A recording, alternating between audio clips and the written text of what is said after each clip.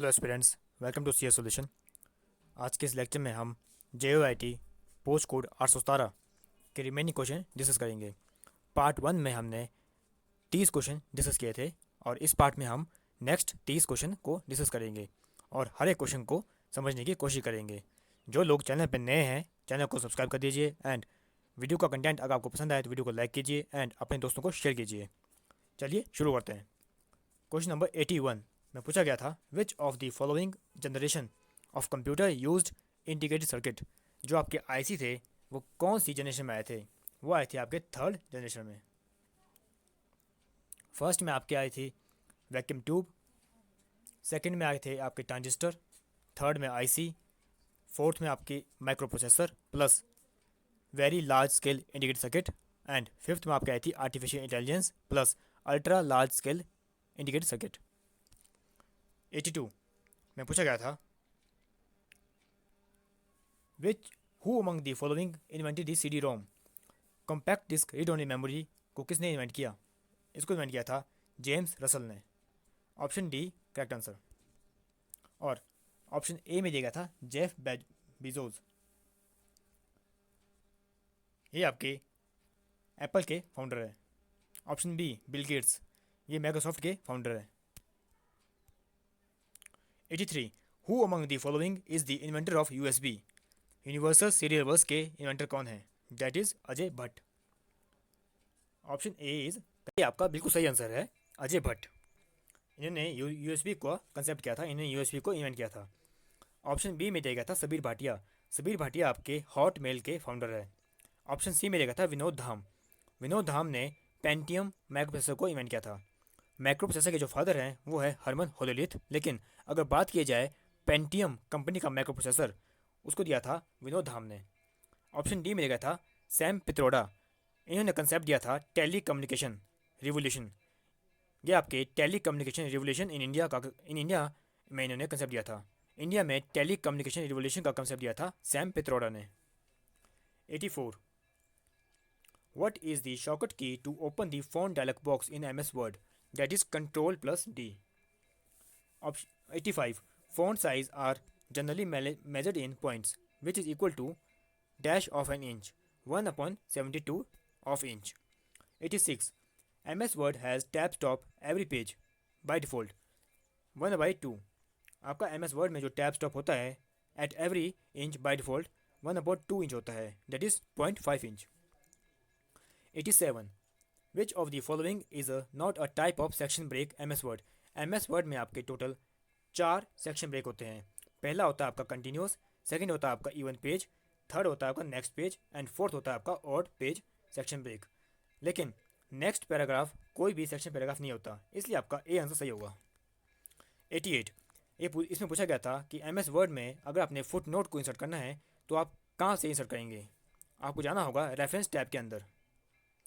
अगला क्वेश्चन है, how can you use different page orientation in same Word document? That is option A by inserting different sections.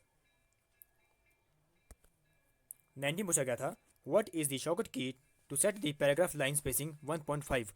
अगर आपने line spacing 1.5 करनी है MS Word में तो शॉर्टकट की इसकी है कंट्रोल प्लस 5, और अगर आपने 2.0 की करनी है तब आप यूज़ करेंगे कंट्रोल प्लस 2, और कंट्रोल L का यूज़ होता है लेफ्ट अलाइनमेंट के लिए। कंट्रोल Q का यूज़ होता है to remove the paragraph formatting. अगर आपने पैराग्राफ की फॉर्मेटिंग को रिमूव करना है तो आपको कंट्रोल प्लस Q दबाना होगा।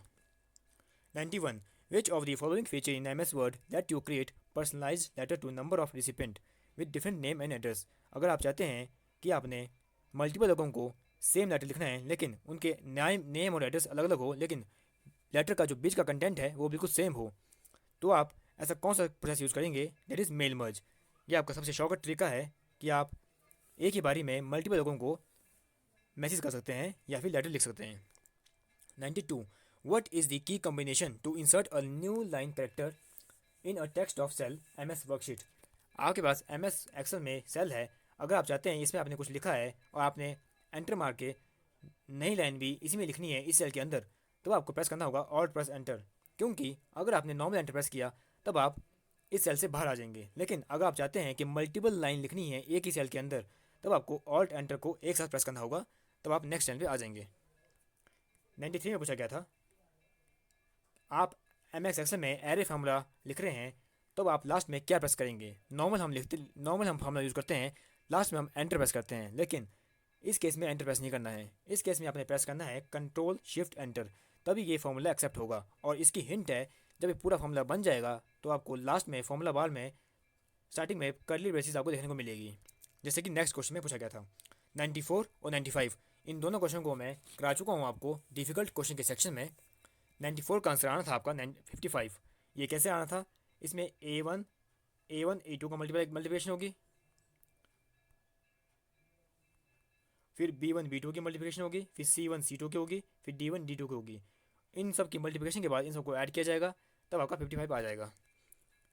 95 consider the following data in M S Excel worksheet. इसमें आपने लार्ज फंक्शन यूज़ करना है। लार्ज फंक्शन का काम है to return the second largest value, जो आपकी सेकंड लार्जेस्ट वैल्यू होगी उसको ये रिटर्न करेगा। लेकिन अगर हमने आर्गूमेंट में कुछ मेंशन किया गया है, जैसे इसमें किया गया है A1:E2:1, 1 का मतलब है कि first largest value, and last में दिया गया है (2), 2 का मतलब है सेकंड लार्जेस्ट वैल्यू। इस क्वेश्चन को भी डिटेल में समझाया गया है डिफिकल्ट क्वेश्चन के सेक्शन में, उसका लिंक आपको वीडियो के डिस्क्रिप्शन में मिल जाएगा। इसका आंसर है 16। फर्स्ट लार्जेस्ट वैल्यू आपकी 8 थी और सेकंड लार्जेस्ट वैल्यू भी आपकी 8 ही थी। 8 + 8 16।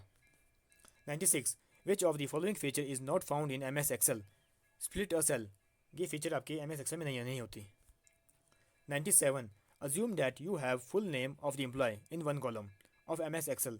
The option dash use split the full name into column first name and last name. आपने पूरे नाम को स्प्लिट करना है अलग अलग कॉलम में। आप यूज़ करेंगे टेक्स्ट टू कॉलम फीचर को MS Excel में।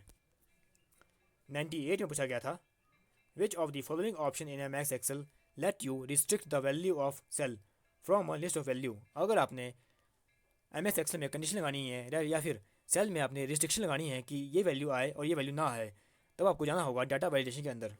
MS Excel में डाटा वैलिडेशन का काम है डाटा को वैलिडेट करना, उस पर कंडीशन लगाना, उस पर रिस्ट्रिक्शन लगाना। 99 इस क्वेश्चन को भी 99 को भी और 100 को भी हमने डिस्कस कर लिया है डिफिकल्ट सेक्शन के लेक्चर में। 99 का आंसर आना था 0.005 और 100 का आंसर आना था राउंड A1-1।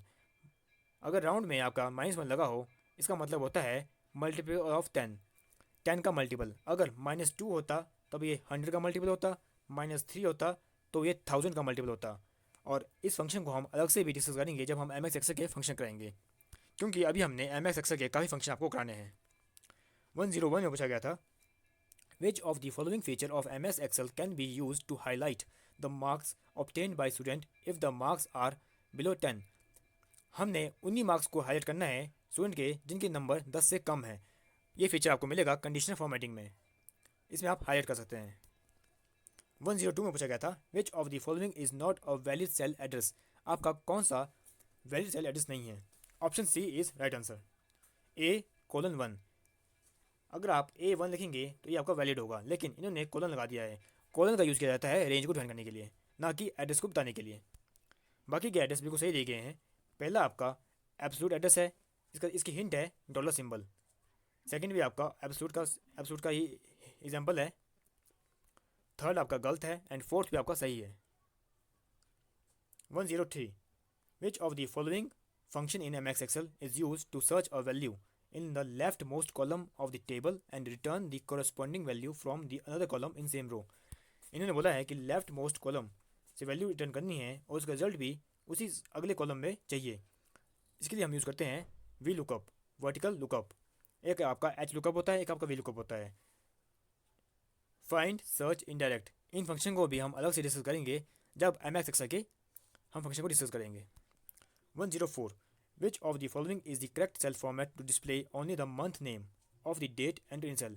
अगर आपने किसी सेल में डेट एंटर की, दैट इज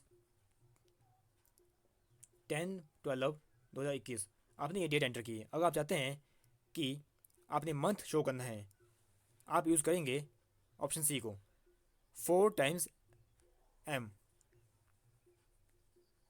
4 टाइम्स M। इस क्वेश्चन को भी हमने उस लेक्चर में डिस्कस किया है जहाँ पे डिफरेंट क्वेश्चन कराए गए हैं, क्योंकि इसके 4 वैरायटी होती है, एक single M, double M, triple M and 4 times M। इस वीडियो से पहले आप उस लेक्चर को देख लीजिए जो डिफिकल्ट क्वेश्चन के सेक्शन की लेक्चर की वीडियो है उसमें हमने इसको कराया हुआ है। 105 में पूछा गया था, a dash is a tool in MS Excel to calculate, summarise and analyse data to study pattern and trend in data. आपने डाटा में आपने ऐसे डाटा को कैलकुलेट करना है और उसको आप समराइज कर सकते हैं, डाटा को एनालाइज कर सकते हैं एंड उसको इंटरेक्टिव बना सकते हैं with the help of pivot table. Option D correct answer. 106 which feature in MS Excel let you quickly insert consecutive odd number in a column of the sheet? Fill series use करेंगे आप। अगर आपने एक लिखा फिर आपने 3 लिखा, जैसे ही आप इसको यहाँ पे एक प्लस का साइन होगा, इसको आप ड्रैग करेंगे तो ये फिल सीरीज का आपकी फिल सीरीज हो जाएगी। जहाँ तक आपने ड्रैग किया गया होगा वहाँ तक आप ये ऑड नंबर फिल कर देगा। अगर 1 3 है तो 5 7 ऑटोमेटिक आ जाएंगे जैसे आप इसको ड्रैग करेंगे।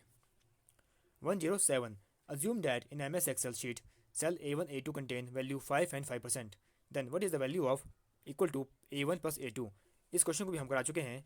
इसका आंसर था 5.05%। काफ़ी इजी क्वेश्चन है। 108 which of the following chart in MS Excel show numerical data as slices of single circle? आपको ऐसा सर्कल दिया गया होगा, उसमें ऐसे ऐसे स्लाइसेस होंगे, ये आपका होता है pie chart. 109 which of the following feature in MS Excel let you record a sequence of keystrokes and play them again when required? That is macro। Macro की हेल्प से आप ऐसे डाटा को रिकॉर्ड कर सकते हैं या फिर ऐसे सीक्वेंस ऑफ कीस्ट्रोक को रिकॉर्ड कर सकते हैं जिसकी जरूरत आपको बार बार पड़ती हो। 110 110 What is the full form of UDP with reference to TCP/IP? Transmission control protocol और इंटरनेट प्रोटोकॉल के रिस्पेक्ट में यूडीपी का पूरा नाम क्या है? यूडीपी का पूरा नाम है यूज़र डाटाग्राम प्रोटोकॉल, और ये आपका ओएसआई मॉडल में टीसीपी और ओएसआई मॉडल में ट्रांसपोर्ट लेयर के अंदर होता है। ट्रांसपोर्ट लेयर में एक होता है आपका टीसीपी, एक होता है आपका यूडीपी। टीसीपी आपका कनेक्शन ओरिएंटेड है, लेकिन यूडीपी आपका कनेक्शन लेस है। इसका एक लॉस ये है, इसमें डाटा की गारंटी नहीं होती। सेंडर से जो डाटा रिसीवर के पास जाएगा उसमें इसमें पक्की गारंटी नहीं है कि जो डाटा गया है वो रिसीव होगा या नहीं होगा। ऐसा इसलिए क्योंकि ये कनेक्शन लेस है। इस पेपर में टोटल एक्सेल के हमें 18 क्वेश्चन देखने को मिले।